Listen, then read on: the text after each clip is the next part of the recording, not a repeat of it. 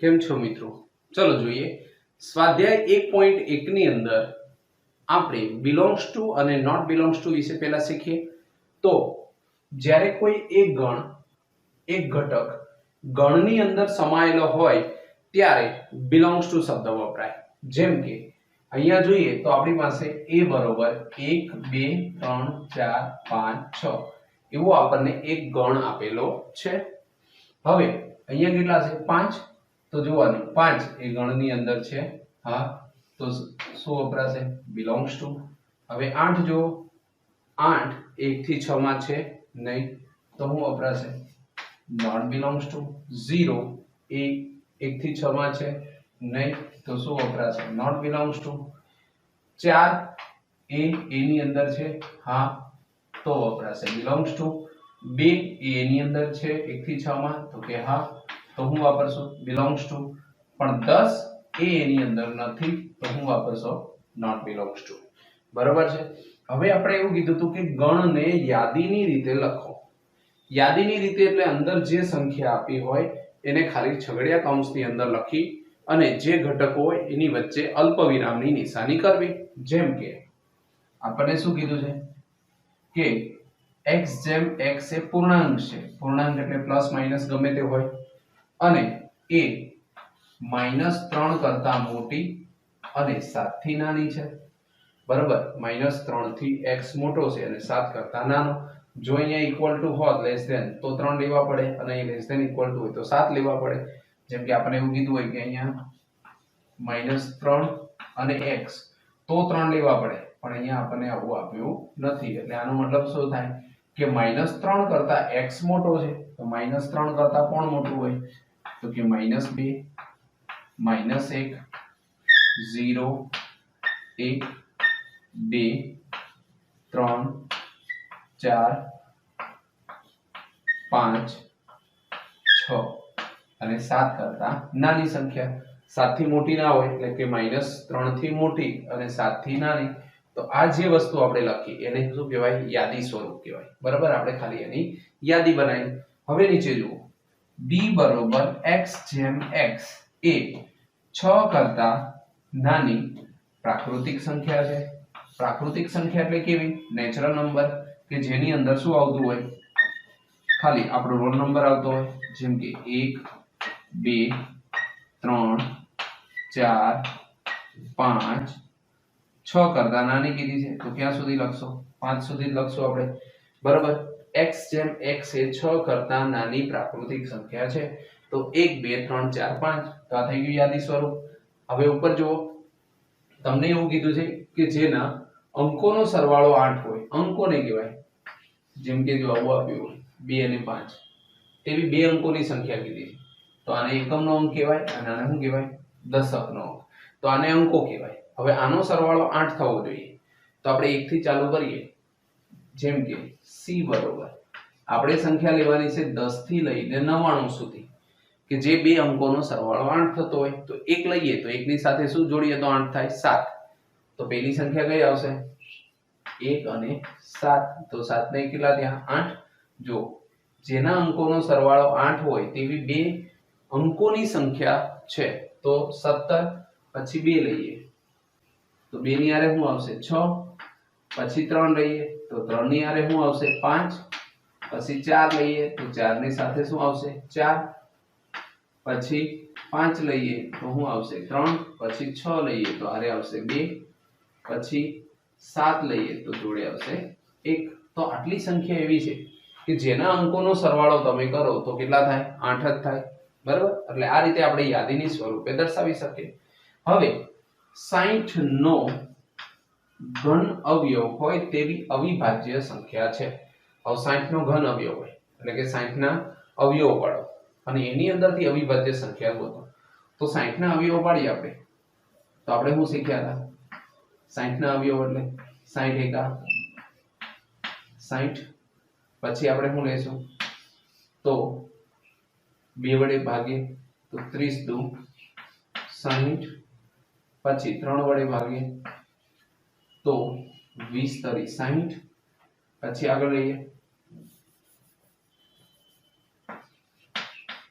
30 દુ અને 20 તરી 60. પછી આગળ લઈએ તો 4 વડે તો કે 15 ચોક 60, 15 ગુણ્યા 4.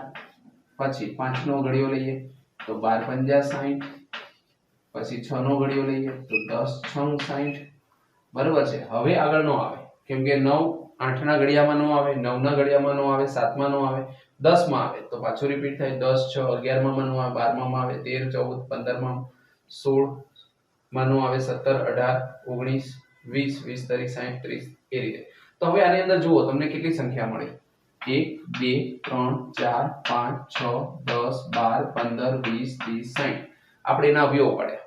હવે એની અંદરથી અવિભાજ્ય સંખ્યા કઈ તો 2 3 અને 5.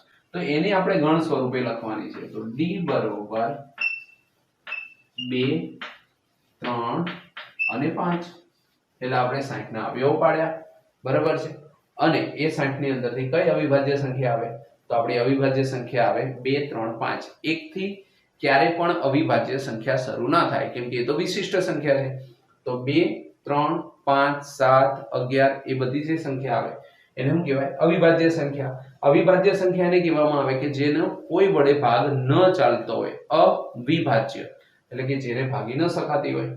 હવે આગળ લઈએ e બરોબર ટ્રિગોનોમેટ્રી શબ્દના મૂળાક્ષરોનો ગણ. તો e બરોબર ટ્રિગોનોમેટ્રી. હવે આની અંદર જોઈએ તો શું આપેલું છે t. એકનો એક શબ્દ બે વાર ના આવે. જો અહીંયા t છે તો અહીંયા t, પછી r, પછી i, પછી g, પછી o, પછી n, o તો આવી ગયો, m, પછી e આવી ગયો નહીં તો કે e, પછી t આવી ગયો, r આવી ગયો, છેલ્લે શું વધશે y. તો આ બધા શબ્દોને એક જ વાર લખવાના. એકનો એક શબ્દ બે વાર આવવો જોઈએ નહીં. તો આ રીતે તમે અલગ અલગ દરેક શબ્દને લખીને વચ્ચે અલ્પવિરામ લખો એને કહેવાય યાદીનું સ્વરૂપ. ફરીવાર નીચે જુઓ f for better. આ જે બેટર શબ્દ છે એનો તમને કીધું કે મૂળાક્ષરોનો ગણ લખો તો b એક જ વાર હતો, e બે વાર છે પણ લખાય એક જ વખત, t એક જ વખત લખાય અને r પણ એક જ વખત લખાય. તો આ રીતનું આપણે યાદીના સ્વરૂપે લખી શકીએ. બરાબર છે. દરેક શબ્દને અલગ અલગ પાડ્યો અને વચ્ચે હું મૂક્યું અલ્પવિરામ. દાખલા નંબર 4 ગુણધર્મની રીતે લખો. હવે જ્યારે પણ તમે ગુણધર્મની રીતે લખવા જતા હો તો સૌપ્રથમ શું લખવાનું a બરોબર x જેમ x આવું લખવાનું. બરાબર છે. જો અહીંયા આપણે લખેલું છે x જેમ x એ યુગ્મ પ્રાકૃતિક સંખ્યા છે તો દરેકમાં લખવાનું. અહીંયા હું છે 3 6 9 12 બધી પ્લસમાં જ છે એનો મતલબ બિલોંગ્સ ટુ બરોબર કોની ગુણક છે તો કે 3n. જો 3 ને તમે 1 વડે ગુણો તો 3 1 3, 3 ને 2 વડે ગુણો તો 3 2 6, 3 ને 3 વડે ગુણો તો 9 અને 3 4 12. એનો મતલબ આપણે કહી શકીએ કે અહીંયા n belongs to n. તમે જે n લેવાનો છો એ કેવો હશે તો કે પ્રાકૃતિક સંખ્યામાં હશે. બરાબર. અને પછી ક્યાં સુધી સંખ્યા લેશો તો x n છે ઈ 1 અને 1 થી મોટો કેટલા સુધી 4 સુધી તમે લેશો. બરાબર છે. એટલે 1 મૂકશો તો 3 આવશે, 2 મૂકશો એટલે કે n કેવો છે 1 અથવા 1 કરતા મોટો અને 4 અથવા 4 કરતા નાનો. તો 1 થી 4 સુધી લઈ શકો. બરાબર છે. એટલે આ રીતે તમે લખી શકો. ફરીવાર દાખલા નંબર 2 જુઓ 2 4 8 16 32. તો શું છે જો વિચારો યાદ કરો 2 ગુણ્યા 2 ગુણ્યા 2 ના થાય પણ 2 2 ની 2 ઘાત 2 ની 3 ઘાત 2 ની 4 ઘાત 2 ની 5 ઘાત. આ તો ઘાત થઈ. ફરીવાર લખો એની એક વસ્તુ x જેમ x બરોબર 2 ની n ઘાત જ્યાં n belongs to n. અહીંયા n ની કઈ સંખ્યા તમે મૂકશો તો જેથી કરીને ઉપર જવાબ આવશે તો 1 થી લઈને 5 સુધી. બરાબર. કેવી સંખ્યા મૂકશો 1 2 3 4 5 એટલે કે 1 મૂકશો તો 2 આવશે, અહીંયા 2 મૂકશો તો 2 નો વર્ગ 4 આવશે, 3 મૂકશો તો 2 નો ક્યુબ 8 આવશે, 4 મૂકશો તો 2 ની 4 ઘાત 16 આવશે અને 5 મૂકશો તો 2 ની 5 ઘાત 32 આવશે. આ રીતે તમે ગુણધર્મની રીતે લખી શકો. હવે જો ફરી હું આપ્યું છે 5 25 125 625. તો c બરોબર x જેમ x બરોબર અહીંયા શું છે 5 5 નો વર્ગ 5 નો ઘન ને 5 ની 4 ઘાત તો 5 ની ઉપર શું ઘાત આવશે n ઘાત આવશે જ્યાં n belongs to n આવશે અને ક્યાંથી ક્યાં સુધી n લેવાનો છે તો કે 1 થી n મોટો અને કોના જેટલો તો કે 4 જેટલો બરાબર એટલે 1 થી 4 ની સંખ્યા લો અને ત્યાં તમે મૂકો બરાબર એટલે તમને ખ્યાલ આવે કે અહીંયા 1 મૂકો એટલે હું આવે 5 2 મૂકો તો 25 3 મૂકો તો 125 4 મૂકો તો 625 બરાબર હવે નીચે જુઓ d બરાબર 2 4 6 થી અનંત સુધી છે જો અનંત સુધી આવતી હોય તો આપણે શું લખી શકીએ d બરાબર x જેમ x બરોબર 2n બરાબર અને જ્યાં n belongs to n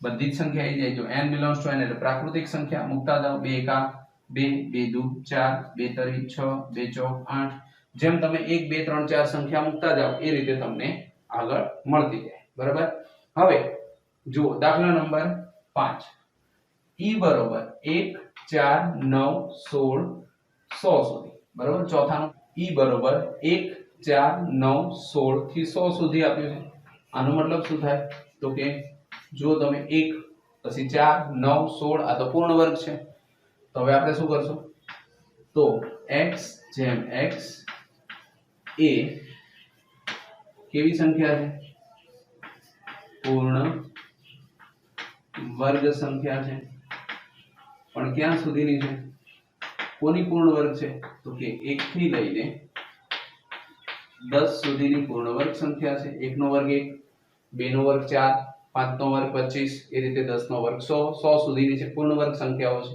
એનો વર્ગ કાઢવામાં આવે તો 1 થી 10 સુધીની સંખ્યા આવે બરાબર હવે નીચેના ગણોના બધા જ ઘટકો લખો જેમ આપણે યાદીની રીતે લખતા હતા એ રીતે ફરી લખવાનું છે અહીંયા તમને આપ્યું છે x જેમ x એ અયુગ્મ પ્રાકૃતિક સંખ્યા છે અયુગ્મ પ્રાકૃતિક સંખ્યા એટલે કેવી એકી સંખ્યા બરાબર અને બધી પ્રાકૃતિક સંખ્યા કીધી છે તો શું લખશો a બરોબર અયુગ્મ પ્રાકૃતિક સંખ્યા એટલે 1 3 5 7 વગેરે વગેરે ઓકે તો આ રીતે તમે અયુગ્મ પ્રાકૃતિક સંખ્યા લખી શકો હવે x જેમ x એ પૂર્ણાંક સંખ્યા છે પૂર્ણાંક સંખ્યા કોને કહેવાય કે જે સંખ્યા રેખા ઉપર આવતી હોય જેમ કે 0 -1 -2 થી અનંત સુધી 1 2 3 થી અનંત સુધી એટલે કે જે પોઈન્ટમાં ન આવતી હોય જ્યારે અહીંયા આપણને પોઈન્ટમાં આપ્યું છે શું આપ્યું છે જુઓ તો આપણને એવું કીધું છે કે -1 તો અહીંયા -1/2 છે તો -1/2 ક્યાં હોય -0 અને 1 ની વચ્ચે શું હોય -1/2 1 2 3 4 અને 5 9/2 ક્યાં હોય તો કે 4.5 એટલે 9/2 4.5 થાય બરાબર છે તો આની વચ્ચેની પૂર્ણાંક સંખ્યા જ તમારે લેવાની છે તો એની વચ્ચેની પૂર્ણાંક સંખ્યા લઈએ આપણે તો શું આવશે તો જોઈએ -1/2 કરતા 0 મોટો તો અહીંયા આપણે લઈશું તો b બરોબર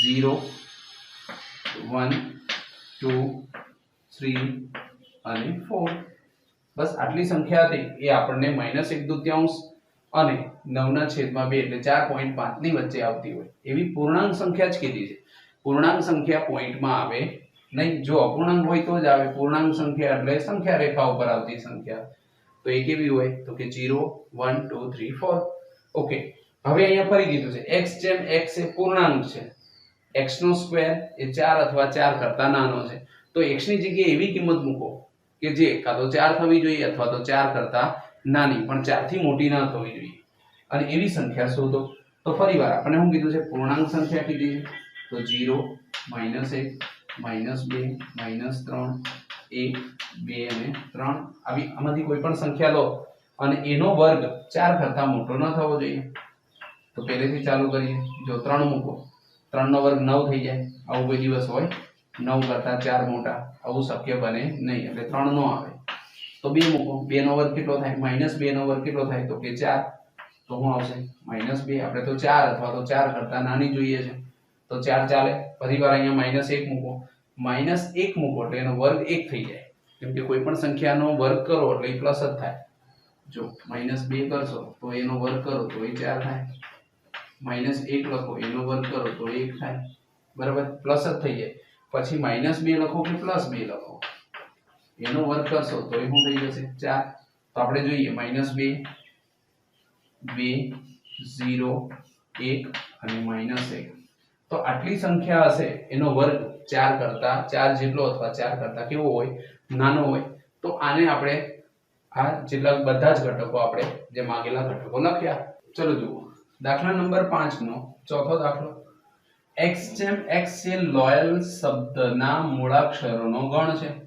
તો લોયલ શબ્દને આપણે લખવો હોય તો હું લખીએ d બરોબર એકનો એક શબ્દ બે વાર ન લખાય, l o y a આ થઈ ગયું લોયલ, બરાબર.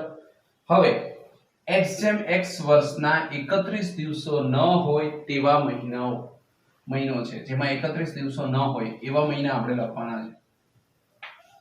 તો e બરોબર તેને આપણે લખશું તો શું લખાશે, પહેલેથી ચાલુ કરીએ તો ફેબ્રુઆરી,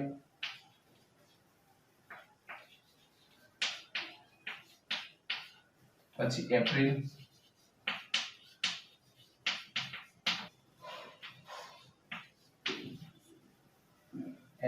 જૂન, સપ્ટેમ્બર અને નવેમ્બર. આ મહિના એવા છે કે જેના વર્ષની અંદર 31 દિવસો નથી, બરાબર. હવે f બરાબર x જેમ x એ અંગ્રેજી મૂળાક્ષરોના ક્રમ અનુસાર યાદીમાં k પહેલાના વ્યંજનો. તો આપણે ખાલી શું લખવાનું છે, વ્યંજનો લખવાના છે. તમને ખાલી એને યાદીની રૂપે કીધું છે, ખાલી આપણે શું લખવાનું છે, વ્યંજનો, પણ કોની આગળના, k આગળના. તો આપણે શું લખી શકીએ, a b c d e f g h i j, બરાબર છે. અને પછી શું આવશે કે તો a b c d e f g h i j એ આપણા વ્યંજનો થઈ ગયા. હવે અહીંયા એક જોડકો આપેલો છે કે આ જોડકો જોડો, તો એ અલગ અલગ આપેલા છે. ભાઈ એના સાચા જવાબ જ આપણે સામે લખેલા છે. જેમ કે જોઈએ 1 2 3 6, તો x જેમ x એ પ્રાકૃતિક સંખ્યા છે અને 6 નો અવયવ છે. જુઓ 1 2 3 6, 6 નો અવયવ પડો 6 * 6 3 * 6. તો x જેમ x એ પ્રાકૃતિક સંખ્યા છે અને 6 નો અવયવ છે. અહીંયા આપ્યા છે આપણને 2 અને 3, તો 2 અને 3 એ આની અંદર જ આવેલા છે, એનો મતલબ 6 ના અવયવ તો છે જ, પણ અવિભાજ્ય સંખ્યા છે. જો અવિભાજ્ય સંખ્યા અને 6 નો અવયવ છે, તો 6 ના અવયવ તો છે જ, પણ 6 ના અવયવની અંદર અવિભાજ્ય સંખ્યા છે. હવે આવશે m a t h e i c a, અલગ અલગ આપેલા છે. તો આ બધાને આપણે ભેગા કરીએ તો આપણે શું કહી શકીએ કે આ મેથેમેટિક્સ શબ્દ છે એના મૂળાક્ષરો છે, કેમ કે એકનો એક શબ્દ બે વાર ન લખાય. એટલે x જેમ m a t h e i c s A mathematics શબ્દના મૂળાક્ષરો છે. પછીનું આપ્યું છે 1 3 5 7 9, તો આ તો બધી એકી સંખ્યા છે 1 થી 10 ની સુધી. તો જો અહીંયા આપ્યું છે અયુગ્મ સંખ્યા, 10 થી નાની અયુગ્મ પ્રાકૃતિક સંખ્યાઓ. તો આ રીતે આપણને જોડકું આપણે જોડી દીધું. ચલો જોઈએ ખાલી ગણ. ખાલી ગણ એટલે શું કે જે ગણમાં એક પણ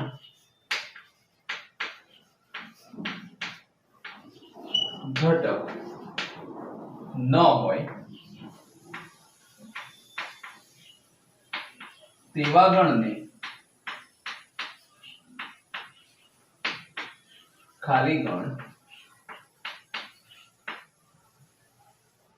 કહે છે, બરાબર. ખાલી ગણ એટલે એમાં કઈ હોય જ નહીં, જે વિધાન આપ્યું હોય એની અંદર એક પણ ઘટક ન આવતો હોય તો એવાને શું કહેવાય, ખાલી ગણ કહેવાય, બરાબર. તેને સંકેતમાં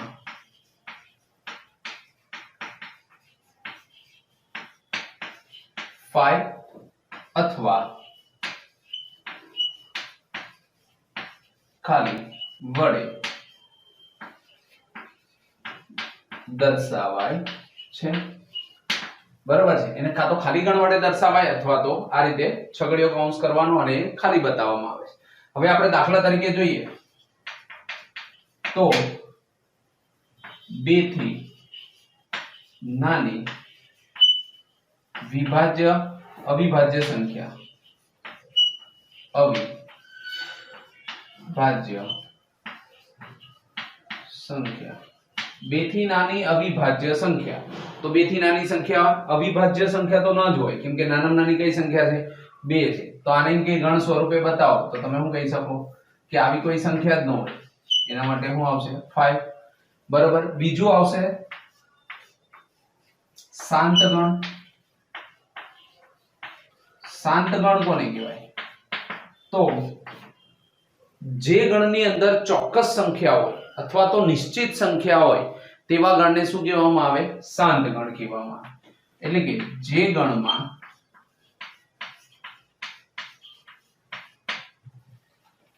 ચોક્કસ સંખ્યા હોય, ચોક્કસ અથવા નિશ્ચિત સંખ્યા હોય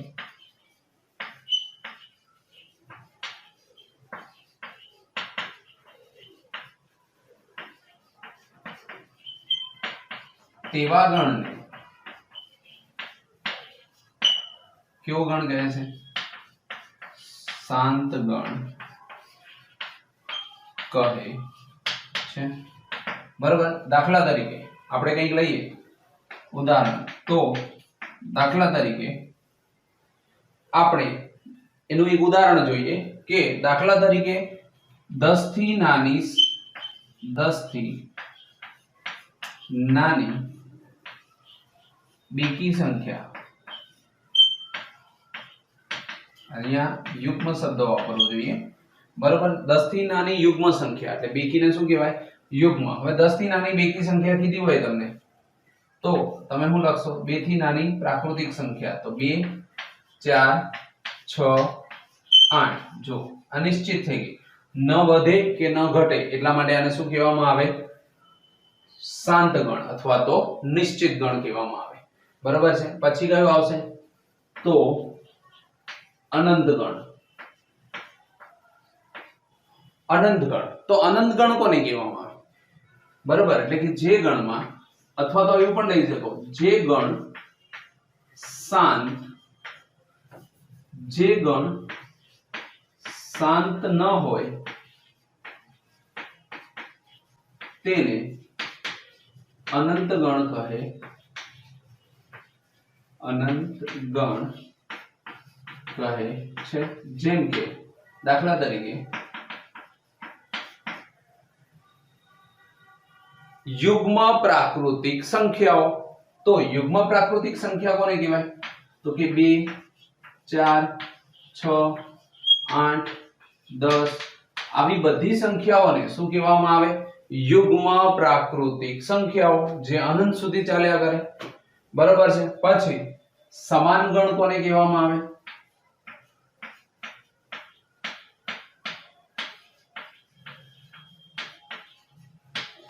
સમાન ગણ.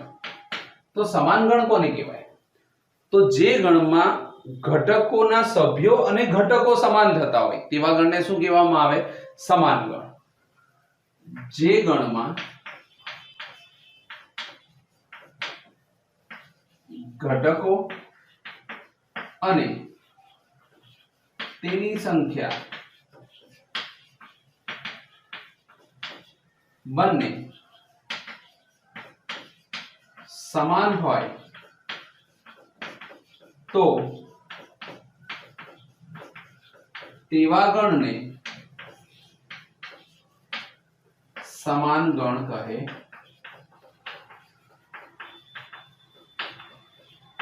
દાખલા તરીકે તમને કોઈ બે ગણ આપેલા છે a બરોબર a b, b બરોબર a b. એનો મતલબ શું થયો? a બરોબર b. આ બંને ગણ કેવા થયા? સમાન ગણ કે જેમાં ઘટકો અને ઘટકોની સંખ્યા બંને કેવા થઈ ગયા? એક સરખા થઈ ગયા. તો આવા ગણને શું કહેવામાં આવે? સમાન ગણ. ચલો જુઓ સ્વાધ્યાય 2 ની 1.2 ની અંદર આપ્યું છે નીચેનામાંથી કયા ગણ ખાલી ગણના ઉદાહરણ છે. આપણે એવું બતાવવાનું છે કે આમાં કયા ગણ છે એ ખાલી ગણના ઉદાહરણ છે. તો જો એક બે વડે વિભાજ્ય અયુગ્મ પ્રાકૃતિક સંખ્યા જણાવો. પહેલા તો અયુગ્મ પ્રાકૃતિક સંખ્યા લખો. અયુગ્મ પ્રાકૃતિક સંખ્યાઓ. અયુગ્મ પ્રાકૃતિક સંખ્યા કઈ આવે તો કે 1 3 5 7 9 આ રીતે ચાલ્યા જ કરે. તો જુઓ તમે આ કોઈ સંખ્યાને તમે બે વડે ના ભાગી શકો કારણ કે બધી એકી સંખ્યા છે અને એકી સંખ્યાને ક્યારે પણ બે વડે ભાગી શકાય નહીં. એટલે કે અયુગ્મ સંખ્યાને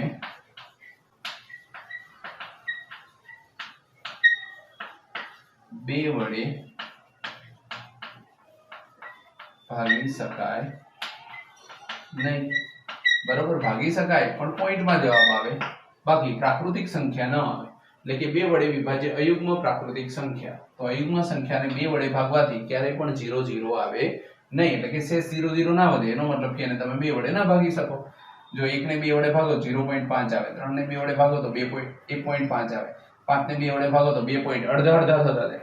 બરાબર છે. એટલે આપણે કહી શકીએ કે અહીં કેવો ગણ છે તો કે ખાલી ગણ છે. બરાબર, આ ઉદાહરણ શેનું છે? ખાલી ગણ. યુગ્મ અવિભાજ્ય પ્રાકૃતિક સંખ્યાઓનો ગણ. તો યુગ્મ અવિભાજ્ય એટલે અવિભાજ્ય સંખ્યા લખો. તો અવિભાજ્ય સંખ્યા કઈ? અવિભાજ્ય સંખ્યા. તો અવિભાજ્ય સંખ્યા કઈ આવે તો કે 2 3 5 7. તમે અનંત સુધી જાઓ તો માત્ર અપવાદરૂપ એક બે એવી સંખ્યા છે કે જે બેકી છે અને અવિભાજ્ય છે. નકર અવિભાજ્ય સંખ્યાની અંદર હંમેશા કેવી સંખ્યા આવે?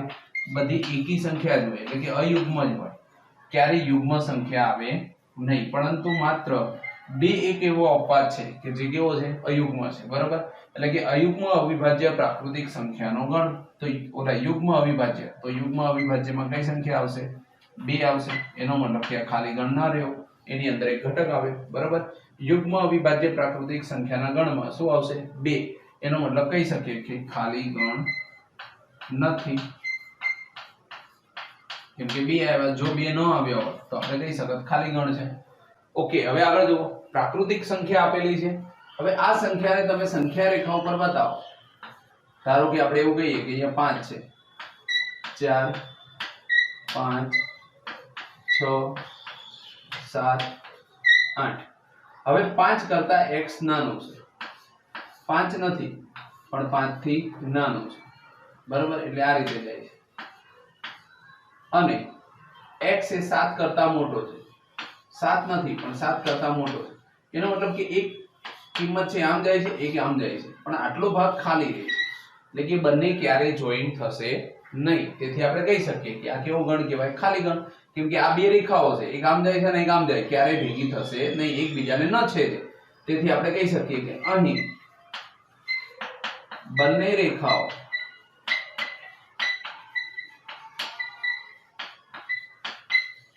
વિરુદ્ધ દિશામાં જાય છે. વિરુદ્ધ દિશામાં જાય છે, જે ક્યારે પણ એકબીજાને છેદશે નહીં. એકબીજાને છેદે નહીં. માટે આ ઉદાહરણ પણ કેવું છે? માટે ખાલી ગણ છે. કેવું છે? ખાલી ગણ છે. બરાબર છે. તો હવે આગળ જોઈએ. y જેમ y એ બે ભિન્ન સમાંતર રેખાનું સામાન્ય બિંદુ છે. બે ભિન્ન સમાંતર બિંદુઓ એટલે આ એક રેખા અને આ બીજી. લો, આ બે સમાંતર થઈ. હવે કહો તો આ બંને ક્યારે છેદે? ક્યારે પણ ના છેદે. નદીના બે કિનારા લઈ લો. આ બોર્ડ હોય તો એના બે સામસામેની બાજુઓ જોઈ લો, ક્યારે ભેગી થાય? ન થાય. તમે કોઈ દિવસ જોયું કે આવું બોર્ડ હોય? તો આગળ જતા કેવું થઈ જાય? કાટકોણ ત્રિકોણ જેવું થઈ જાય. તો આપણે કહી શકીએ કે બે સમાંતર બાજુઓ ક્યારે એકબીજાને છેદે નહીં. એક સમાન રેખામાં ગતિ કરતી હોય. માટે જો અહીંયા શું કીધું છે? બે ભિન્ન સમાંતર રેખાઓનું સામાન્ય બિંદુ, તો બે સમાંતર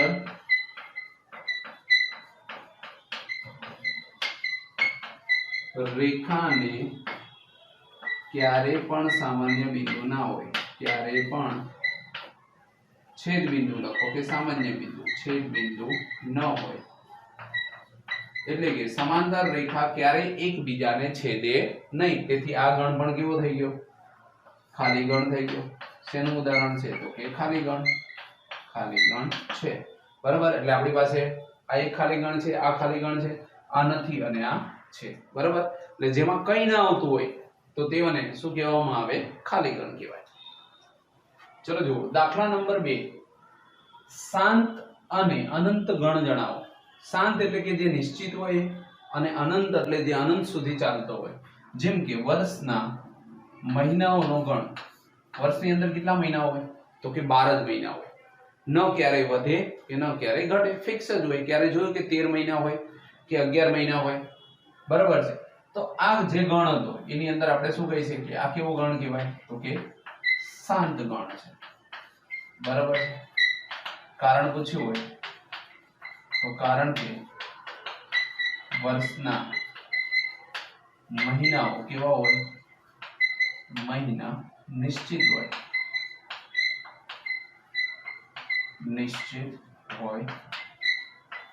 છે. ઓકે, 1 2 3 થી અનંત સુધી. જો તમને દેખાય કે 1 2 3 પછી આમ ટપકા કરે એનો મતલબ થાય અનંત સુધી. તો આ જે ગણ છે એ કેવો ગણ છે? તો કે અનંત ગણ છે. કેમ કે તેની સંખ્યાઓ છે જે અનંત પ્રાકૃતિક સંખ્યા બતાવે છે. સીધા જવાબ પણ લખી શકો, ખાલી તમારે પૂછવાનું છે. ખાલી તમને પૂછ્યું છે કે શાંત છે કે અનંત ગણ છે. 1 2 3 થી 99 અને 100. 100 થી ઉપર નહીં જાય અને 1 થી નીચે નહીં જાય. તો આ જે હતું અહીંયા સ્ટોપ થઈ જાય છે અને અહીંયાથી ચાલુ થાય છે. બરાબર, એટલે 100 થી વધે ન ઘટે એટલા માટે આપણે શું કહી શકીએ? કેવો ગણ કહેવાય? તો કે શાંત ગણ, કે જેની સંખ્યા નિશ્ચિત છે. બરાબર, હવે ઉપર જઈએ. 100 કરતા મોટો ઘન પૂર્ણાંકોનો ગણ. 100 કરતા મોટી સંખ્યા કરો. 100 નહીં તો 100 થી મોટી એટલે 101, 102, 103, 104. બરાબર, આ જે સંખ્યા હશે એ અનંત સુધી ચાલ્યા કરશે. તેથી આપણે શું કહીશું કે આ કેવો ગણ કહેવાય? તો કે અનંત ગણ. હવે 99 કરતા નાની અવિભાજ્ય સંખ્યાઓનો ગણ. તો જો 99 કરતા નાની અવિભાજ્ય સંખ્યાઓ, તો 99 થી નાની સંખ્યા જોવા જઈએ તો 1 થી લઈને 99 સુધી જ હોય અને એ પણ કેવી થઈ જાય? નિશ્ચિત હોય. આપણે ચાલુ કરીએ કે 2 3 થી આગળ જશું તો 99 98 અને અહીંયા 97. બરાબર, તો આની વચ્ચેની જ સંખ્યા છે, નહીં વધે નહીં ઘટે. તેથી આપણે આને પણ કેવું ગણ કહી શકીએ? નિશ્ચિત ગણ છે. માટે આપણે એને કહીશું શાંત ગણ. કેવો ગણ કહીશું? શાંત ગણ. બરાબર, જેની સંખ્યા કેવી હશે? નિશ્ચિત હશે. આ રીતે આપણે અનંત ગણ અને શાંત ગણને સમજી શકીએ.